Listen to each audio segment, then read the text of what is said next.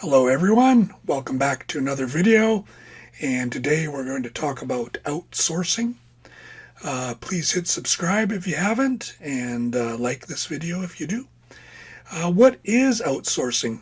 Well, it's basically getting other people to do some of the jobs that maybe you don't want to do or you're too busy to do them. You don't have to outsource, but it's a possibility.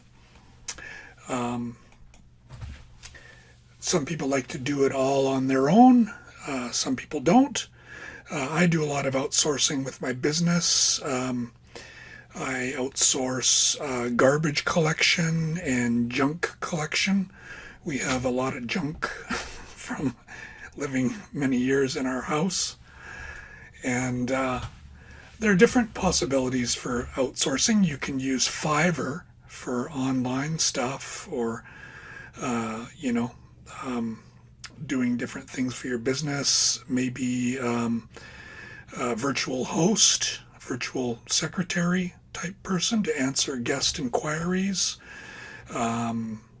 You could check that out for various things.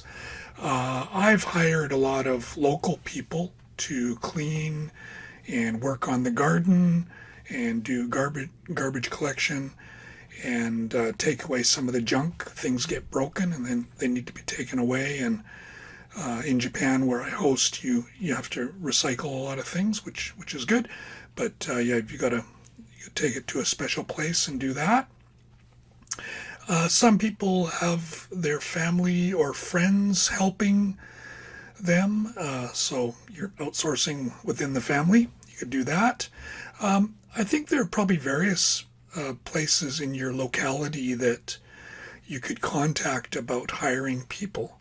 So those are some of the options that you might want to consider. But again, it's not necessary. It depends on how you want to host. But for me, it's been a great thing. It's freed me up to do other things like YouTube and teaching on Udemy. Thank you for watching.